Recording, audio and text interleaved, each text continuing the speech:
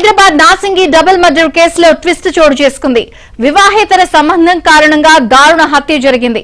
మృతురాలు బిందుకు 3 పిల్లలున్నారు. భర్త ఛత్తీస్గఢ్ లో నివాసం ఉంటే హైదరాబాద్ వనస్థలిపురంలో బిందు నివాసం ఉంటుంది. కొంతకాలం క్రితం మధ్యప్రదేశ్ కు చెందిన అంకిత్ సాకేత్ తో బిందుకు పరిచయం అయింది.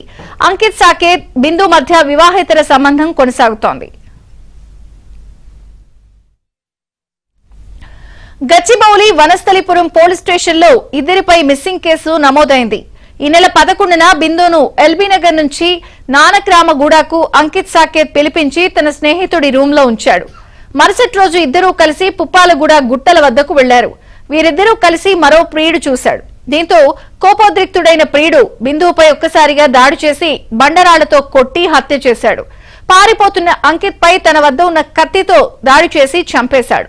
అనంతరం ఇద్దరి ముఖాలపై బండరాయితో దాడి చేసి పరారయ్యాడు.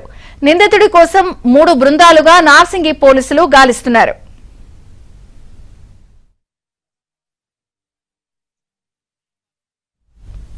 హైదరాబాద్ నార్సింగి డబుల్ మర్డర్ కేసులో ట్విస్ట్ చోటు చేసుకుంది. మరింత సమాచారం మా క్రైమ్ ప్రతినిధి శశి అందిస్తారు. శశి,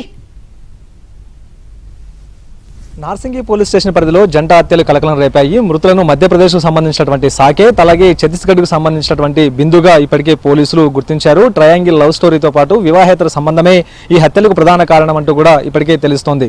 మధ్యప్రదేశ్కు సంబంధించినటువంటి అంకిత్ సాకేత్ హైదరాబాద్ లో ఉంటూ ఉన్నాడు. నానక్రామ్గూడలో నివాసం ఉంటూ హౌస్ కీపింగ్ పని చేస్తూ ఉన్నాడు. ఇదే నేపథ్యంలో బిందు సాకేత్ కు పరిచయం అయింది. సో ఇద్దరి మధ్య కూడా పరిచయం ప్రేమకు దారితీసింది. అప్పటికే బిందుకు పెళ్లైంది. సుమారుగా 3 పిల్లలు ఉన్నట్టుగా కూడా పోలీసుల దర్యాప్తులో ఇప్పటికే వెల్లడైంది. అయితే 11వ తేదీన సాకేత్ బిందును తనతో పాటు వెంటబెట్టుకుని వనస్థలిపురం నుంచి వెంటబెట్టుకుని నానక్రామ్గూడకు తీసుకొచ్చాడు. నానక్రామ్గూడలో తన ఫ్రెండ్ ఇంట్లోనే బిందుని ఉంచినట్టుగా కూడా తెలుస్తుంది. అయితే 11వ తేదీనే ఈ ఇద్దరు కూడా వనస్థలిపురం నుంచి బిందు నానక్రామ్గూడకు చేరుకుంది. అయితే మరుసటి రోజు నానక్రామ్గూడ నుంచి ఆ తర్వాత పుప్పాలగూడ గుట్టల వద్ద అనంత పద్మనాభస్వామి గుట్టల వద్దకు ఇటు బిందుతో పాటు ఆ తర్వాత సాకేత్ ఇద్దరు కూడా చేరుకున్నారు. ఇద్దరు అక్కడే ఏకాంతంగా గడిపారు. సో అప్పటికే బిందుకు మరొక వ్యక్తితో ప్రేమాయణం ఉన్నట్టుగా కూడా తెలుస్తోంది. సో ఇదే నేపథ్యంలో ఇటు సాకేత్ అలాగే బిందు ఇద్దరు కూడా ఏకాంతంగా ఉన్నటువంటి సమయంలో ఇదే విషయాన్ని గమనించినటువంటి బిందుకు సంబంధించినటువంటి మరొక ప్రియుడు కోపాద్రిక్తుడయ్యాడు. ఇదే విషయాన్ని జీర్ణించలేకపోయినటువంటి మరో ప్రియుడు ఆమె మీద అత్యంత దారుణంగా దాడి చేశాడు. అనంతరం అక్కడే ఉండేటటువంటి బండరాయితో ఆమె ముఖం మీద విచక్షణ రహితంగా దాడి చేసి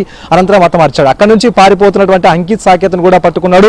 అనంతరం అతని మీద కూడా దాడి చేసి చంపేసినట్టుగా తెలుస్తుంది. అయితే అంకిత్ సాకేత్ను పారిపోయేటటువంటి క్రమంలో పట్టుకునేటటువంటి క్రమంలో పెనుగులాట నడిచింది. అదే సమయంలో నిందితుడు తన వద్ద ఉండేటటువంటి కత్తి తీసుకుని ఇటు అంకిత్ సాకేత్ మీద విచక్షణ రహితంగా దాడి చేశాడు. ఇదే సమయంలో అతను పొట్ట భాగంలో కూడా గాయాలయ్యాయి. అనంతరం కింద పడిన తర్వాత బండరాయితో బలంగా మోది హత్య చేశాడు. సో ఇద్దరి మృతదేహాలు కూడా 60 మీటర్ల డిస్టెన్స్ లోనే కనిపించాయి. అయితే నిన్న 2 మృతదేహాలు కనిపించినటువంటి సందర్భంలో అక్కడే ఉండేటటువంటి కొంతమంది స్థానికులు పోలీసులు సమాచారం అందించారు. అనంతరం పోలీసులు ఘటనాస్థలికి చేరుకుని 2 మృతదేహాలను కూడా ఉస్మానియా ఆసుపత్రికి తరలించారు. అయితే మొత్తానికి ప్రేమ వ్యవహారమే ఆ తర్వాత వివాహేతర సంబంధం ట్రయాంగిల్ లవ్ స్టోరీని ఈ హత్యలకు కారణం అంటూ కూడా ఇప్పటికే పోలీసులు భావిస్తూ ఉన్నారు.